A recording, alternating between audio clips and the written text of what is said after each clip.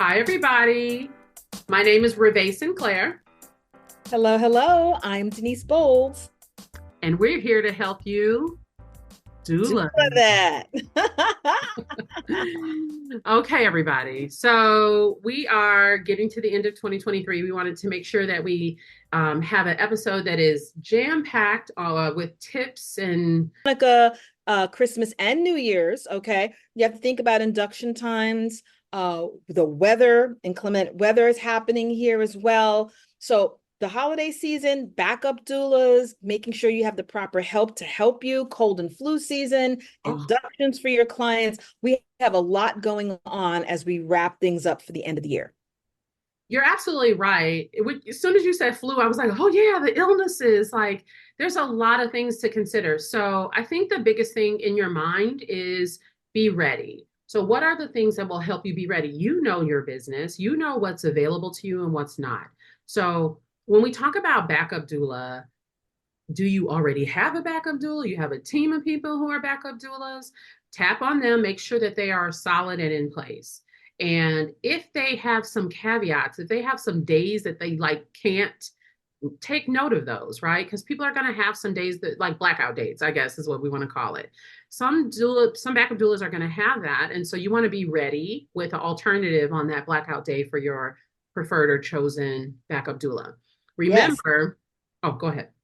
No, I said yes. Oh, I'm right in, leaning in what you're saying, girl. This is okay. good. And so remember, you need to choose these folks early enough and get their commitment. Use a backup doula contract. If you need a website, hey, nationalbirthpostpartumpros.com/store, you can get a backup doula contract, but make sure you have them in an agreement.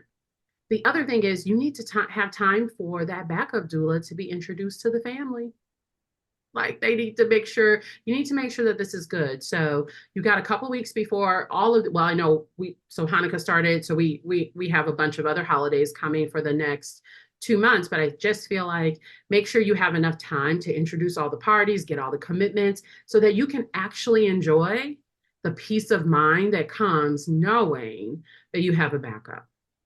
Absolutely. And it's fair to say it would be great and idealistic to have the doula who's your backup to be comparable to your skill set and the years that you've put into your practice. However, in emergency situations, sometimes you can get the first doula that's available that might be a little more skilled than you or even doesn't have as many years in practice as you do. So you do have to work with that, work with what you have.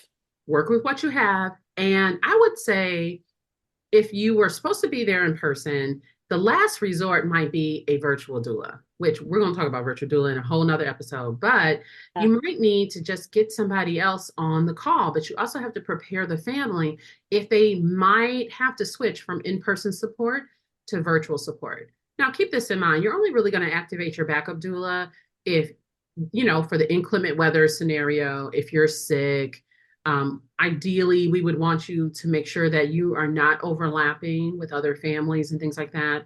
But yeah, you might end up with a household full of sick folks and you're okay, but everybody else is not well. So make sure you're prepping your families for these eventualities, these possibilities. Remember, it's not just the illness in your house. It could be also be the illness in their house. So, do you have a protocol? Does your contract speak to what do you do if their household is sick? Are you going to go into that household? Like, have you all talked about that? So we do discuss this. We did discuss this, I feel like on episode 3 of our Yeah, I podcast. think you're right. Yeah, we talked about this. So hit that episode if you want more details. But backup doula coverage during this season can give you a lot of peace of mind if you do it right. Absolutely. It's all about the approach. Okay. So the other thing that you mentioned was talking about inductions. So we got to be smart, right? So we got to be wise. Y'all know, like Denise said, these practitioners think it's holiday time for them too, which, okay, to be fair, it is, right? Like they're at a job, we have a job to do as well. But you want to make sure your families are prepared for how a hospital system or a birth center system manages holidays.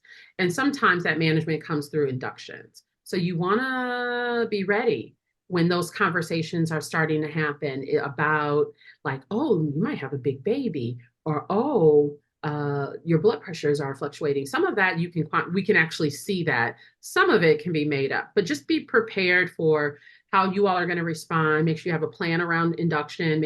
How are you going to communicate with providers so that they don't get pushed into something that they actually don't want because of convenience. Absolutely. So definitely on your prenatal visit, you want to be real clear with your provider. What is the protocol if I should go into labor over a major holiday? Okay, so those are a couple things to consider. So backup doula, induction for the end of the year. The other thing is some of us, we just need to start sinking into end of the year prep. Oh, What might be some of the things that you should do at the end of the year? I feel like we should create a checklist. Let's see if we have the bandwidth for that. If we do, it'll be in the show notes. The link will be there. But there are some things that you just should do. So give us a couple of things that you do at the end of the year just to wrap it up, to wind it down. well, I do take inventory of my supplies as a placenta encapsulator, as a lactation educator, as a doula. What's going on in my bag, my doula bag? When the last time I refreshed my doula bag, which is really helpful. And also, too, I start gathering my receipts and my invoices on what did I put out this year for trainings, for doula supplies, for anything else that my accountant is going to need from my filing starting in January of the following year. I love that. I do have a link to a checklist around taxes, like tax deductions for birth workers, like common things. So it might help you as you're collecting your receipts. So I definitely will link that in the show notes for everybody. Absolutely. Absolutely. Start clearing out those emails that you don't need anymore. Some of those emails that were just stagnant, just like clearing out the energy, lightening the load, and getting ready to have that wonderful space to welcome the new year. I like that. I like the idea of cleaning out the emails. Here's a trick. There's actually, I believe there is a YouTube video for everything. Okay, there is a YouTube video for how to manage or clear out emails.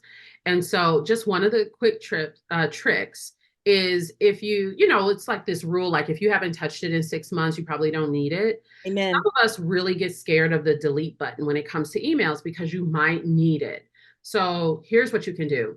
You can go back at least 6 months. You can go back and just click select all and just archive them. Right.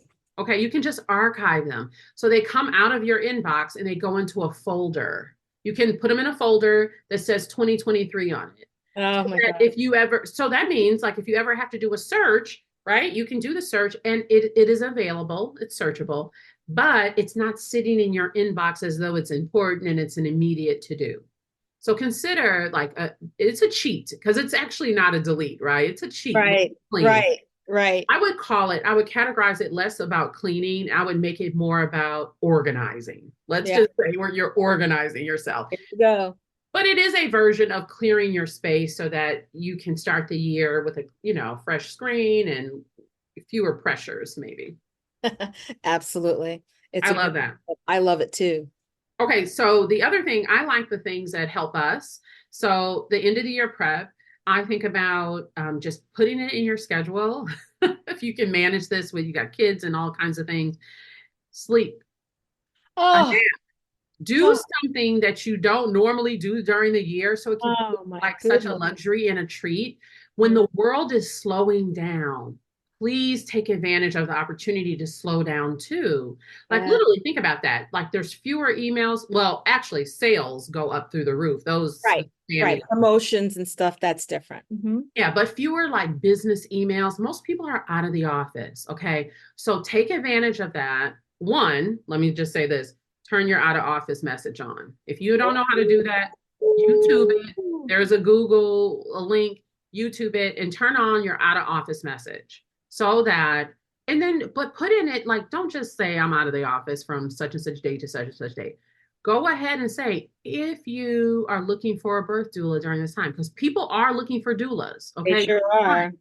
Give them the link, like just set the expectation for them that they might get a slower than normal response so Right. that you can take some days and some times down, but they can see, oh, she's there, they are professional, right? And so think about really using that out of office message space to maybe you embed a video of yourself. Hey, it's the end of the year. We're excited that you're looking for a doula. Would love to, can't wait to connect with you when I'm back, from vacation or when I'm back plugged in. So be thoughtful about that space, but turn on the out of office message. There you go. Okay. And okay, so the other thing I was trying to get to was take a nap. Oh, Schedule it. heaven. Whew. Put it in your electronic calendar and like let the alarm go off and be like, "Ooh, it's time for my nap." Oh, So go take a nap, like go and luxuriate in doing something like in the middle of the day. Okay. This is the key. Do it in the middle of the day. Do it at 11 o'clock, oh my like goodness. noon. Okay. Oh my goodness. That's so foreign to me. I don't know what that is. Or if you can't go to sleep, because some of us can't sleep during the day, I'm one of them. I am too. Just rest. Go, you know me. I'm quick for being like, oh, I had to go horizontal. I swear there must be some science about just going horizontal and like recalibrating myself and getting my energy back. But like also love like the weighted blanket, like Yeah. the coziness. Like you can look outside and some of us will have weather. So we can see outside, but we're cozy. And just give yourself like an hour of like doing something you would normally do during the year. Yeah, there's just something about having your head, your heart, and your feet all on the same level and just letting your body just luxuriate in that sensation. Yeah. Okay, so those are my tips for end of the year prep. Like, yes, you have to do the tax stuff and, client stuff, but find a way to do it in a measured way, in a way that like honors you and just enjoy the slowing down of the season. Mhm. Yeah. All right. Okay, so let's move on to pop culture. Oh, do we have a pop on that one? Okay, it is a pop. It's literally like a booty pop. So, Oh, okay, y'all. So this trigger warning involves twerking. All right. So Denise and I both came across a video that was in a like a Facebook group, and I knew she saw it because she had done a reaction to it, right? And I saw her name come up. Facebook will tell on you. Facebook will snitch in a minute. Facebook told on her, right? So I knew she'd seen it, and I was like, oh, because my reaction was the surprise, mouth open reaction, and I was like, oh, and then I think I changed it to the sad face. Okay, Yeah. so total warning for you all, but wanting to say, okay, so here's the background. I will link this Facebook video in case people want to see it, but you might get the gist of it if I just describe it. Okay, because it's not actually about birth work. So But it's a great segue into what we want to say. okay, yes, it is. It is. It is. Okay, so there's a video. Everybody's dressed up. They're at a party. I want to say a wedding. It's something Wedding formal, reception. maybe just a gala. Okay, there people at round tables, and a guy is having himself filmed dancing. He's in a suit or a tuxedo. I can't remember. And he's dancing with a woman. They're at by their table. They're not on the dance floor, but they're by the table, and she is enjoying the song. He is enjoying the song as well. And so she turns her back to him and twerks into his pelvis, right? So Yep. she's bending over, and I mean, she getting it right, left cheek, right cheek, all of that, Oh, right? Like cracking and popping and snapping and clapping. Yes, she's she is. got some skill. She's enjoying herself. And then you see Yes. on the camera, her son. Clearly, it's a child that belongs to her, has some respect for her, reverence or connection, comes over and is like putting his arms out, like, stop, stop, stop, like trying to put himself between Yep. his mother and the man that are dancing in a very provocative way. But he's upset, y'all. And this kid, I would put him like 10, 11. Oh yeah, yeah. He's Oh, definitely adolescent. Oh yeah. yeah, early adolescent. He's not a little boy. No, he's not. So he's half the height of the man. He comes over, and so he makes some headway in separating them. So the Mhm. mother sits down, the son sits down at the table because they're at the round tables next to him, um, or next to her, and he starts crying. Like he's crying like those silent, angry, slow tears. And his mother is like laughing. They're like amused, in my opinion, amused by his reaction of like, not my mama, like, stop. And he's karate chopping the air basically. And, so that's the end of the video, right? It was heartbreaking. When I saw this son's reaction, he was like hurt by seeing his mother dance, provocatively. Now, okay, there could be all kind of psychological breakdowns and like dynamics. If you're a psychiatrist, psychologist, and mental health pro, don't do me. Okay. I don't know. I don't have any degrees in that. But when I saw it, I was like, oh my God, poor little guy. Like seeing his mother be herself, right? Having fun. But like, in her sexuality, sensuality as an adult, it was like too much for him, right? He was overwhelmed by it. And to the extent that he disrupted it. But I was heartbroken to watch him be sad or angry or mad. I can't tell what the emotion was, but he definitely had some strong emotion. And what was sad was nobody was attending to it. That was what threw me off. That none of the adults, nobody sitting around the table, even the person filming, it didn't seem, at least what we saw, that his emotions or his hurt were being addressed. What did you think when you saw it, Denise? No, it was hard for me as well because I am a Black single mom. I've raised Jordan as a single parent. Jordan is now 33. And I do know that society puts on our Black young men of single households that they become the man of the house. So this kid in this video that we're watching, I think there's a series on him. It's called Little James. And what's happening here is that his tears of frustration is because he really didn't feel like he was heard. And that's a desire that human nature brings. We want to be validated that we're being heard. So he was very upset that he was not being heard. And, for me, it was a very hard watch because I am a Black single mom. And I did not have those type of scenarios while I was raising Jordan. I maintained boundaries. If I was going out in an adult affair to let my hair down with my friends, my son was not present. I hired a sitter. If I was doing a family event, I showed no cleavage, no ass, no nothing. I was a mom. Okay. So there's a time and place for things. There's a time to let your hair down and have a great time. And then there's a time when you are to be in the mother role, especially if your child is present. So, I was one of those moms that maintained those boundaries. I did not date in the community that I lived in.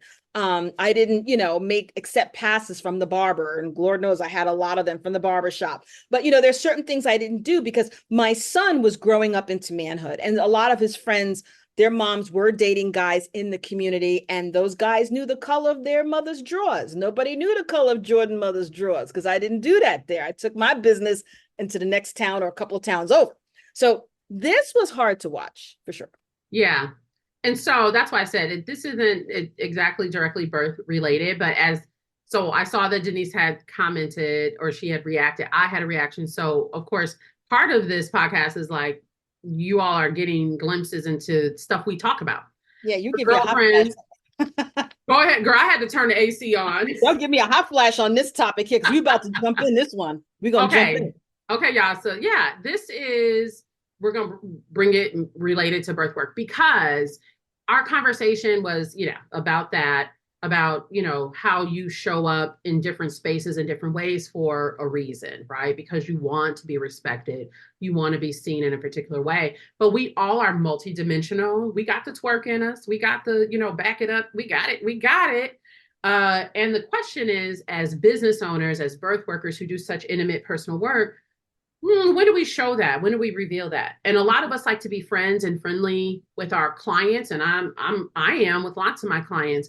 But there's always there's a time and a place, and usually the fun part and the more connected part, even more connected, comes when the services are done. So, right, because I am friends and love and have good personal relationships with a lot of my clients. All right, so when we were talking, just naturally, I was like, James is kind of like the consumer, and Mama is like the doula. So sometimes, and I actually, because we see this on social media, because a lot of us let it all hang out. So I feel like I want to just address that there is this blending. I'm not going to say confusion, but I think there's this blending of like your personal, private, and your professional, and it can be confusing for a consumer. So put a pin in that, because this is also coming at a time where I'm seeing so many birth workers talk about their business isn't moving forward, they're not making money, they're tired, they're burned out, all of that, right? Okay, so I'm just wondering if there's a correlation, and I have a call to action for you all after at the end of this particular segment. Is there a connection between how you're showing up in a variety of ways on social media and the idea that your business also isn't moving forward or making money? There might be. All right. Because we can't really just let it all hang out. We have a brand, we have a business. People see us in a particular way, and it's advantageous for us to keep people seeing us in a particular way. Now, some of you may say, like, hey, I want to be relatable. I want to be like the girlfriend next door. If that works for you, that works for you. It sounds like for a lot of folk, that ain't working for y'all. Some of y'all need to elevate and make some shifts so that there's some consistency and some predictability. When people are shelling out a bunch of money, they're putting you in their personal private space. It needs to be about them and not about you. So when we see posts on social media, I'm not even buying anything from birth workers, okay? And I'm confused. I'm confused. Or I'm like, ooh, they're having a hard time. And then it's the up and the down. We hear the posts, I'm having a good day, bad day. I'm having a struggle in my relationship over here. I'm having a struggle over here. And then it's like, oh, hey, I have this thing for sale. And oh yeah, I'm available I'm available for birth services. And here's the thing, I realize all those things can be true at the same time. But if they're all happening in the same space and you're living your very full life experience, emoting everything, sharing everything on social media, it can be a turnoff. Because here's the thing, like in this video, everybody was in a formal wear, right? They were clearly at a party. That's right. And in public. But then there was this sort of personal behavior that happened, and it totally turned this kid off, and probably other people as well. Imagine the same thing when you're talking about consumers. You are showing up professional. They find you on your website, great. But nowadays, people are absolutely going to dig a little bit more. If they're going to give you money, they're absolutely digging. And so they're going to go Google you, look you up on social media, and now they see the twerking you, right? They see the less professional side of you. Yep. Because it's a public Facebook page or it's a public Instagram page. So here's the thing. I want you to be mindful of that, because it can be confusing. It can be a turnoff. If you're doing all the things in these spaces, but you want to look professional and beautiful and amazing over here, understand people are going to find it out. And you might not care, but understand every time you do something, you're attracting people and you're repelling people. So if you're struggling in your business, my recommendation to you is to maybe consider doing a scan of the last 3 months of your social media platform. What are you showing people? What are you telling people? What are you revealing to people? You can do a couple of things. You can change your privacy settings so that only friends can see those kinds of things, and you don't have to be on public. You can also delete some of those things. Some people, as soon as you say delete on social media, people like lose their minds, right? But that might be what you need to do. You also can and should maybe have a personal social media account and then have a business one. Amen. So that you can do business in one place, and you can have privacy and let it all hang out in another place and it not really affect your business or your money.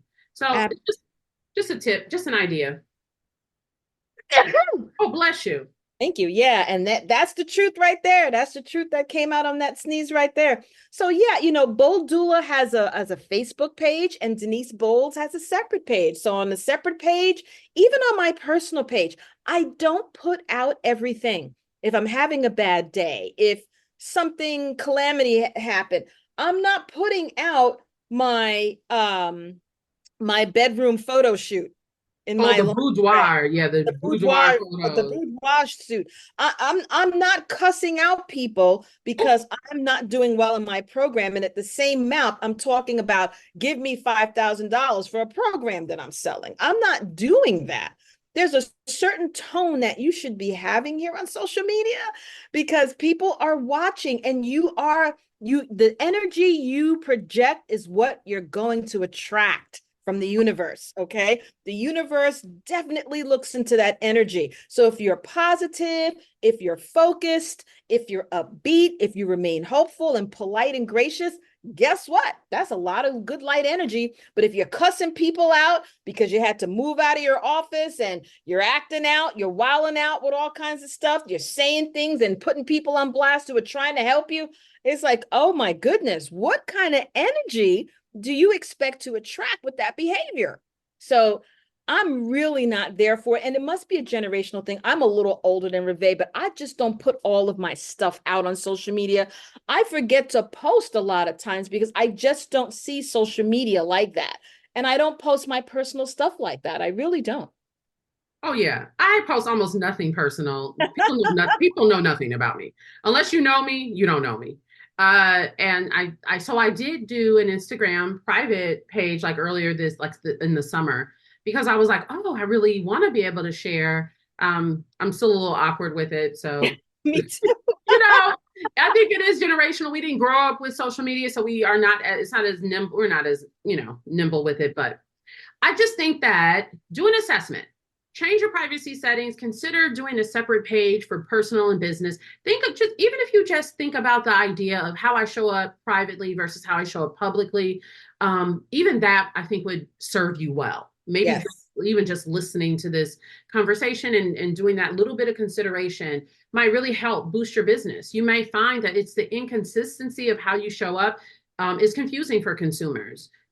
Make sure that you're paying attention to your brand and being very consistent so people know what they're buying. Because that's a Yes. lot of what people are hoping for is they want to be able to rely on what you say you are, because it's kind of a crapshoot out here, right? So social media is a really powerful place to help establish consistency for consumers. Right. Exactly. And I don't want my clients to see me in a sexualized situation. Oh no. Birth work is very personal, very intimate, including a lot of looking at places that are very private. I don't want that to be put on me. I wanted to keep it on my client.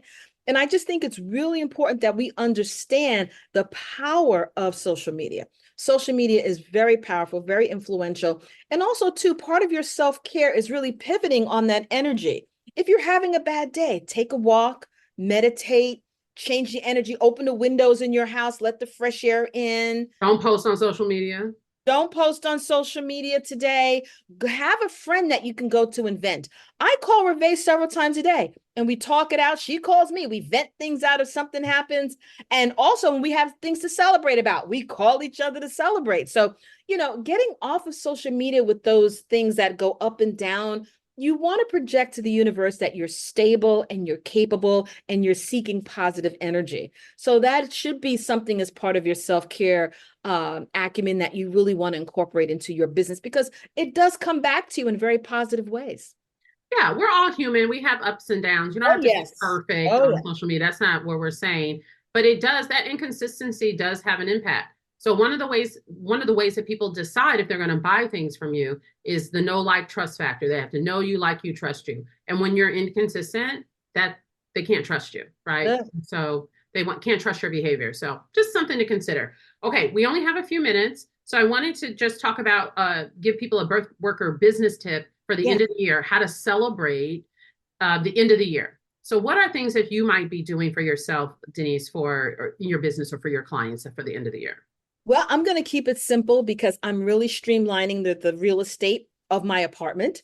And I don't want a whole lot of things to clutter. So what I'm doing, I am hosting a Zoom reunion of all the families that I supported in 2023. They are coming on Zoom with me, and we're going to show off the babies and take a group selfie and stay safe in our germs and just celebrate and just look at everybody's smiling faces. And I can't wait.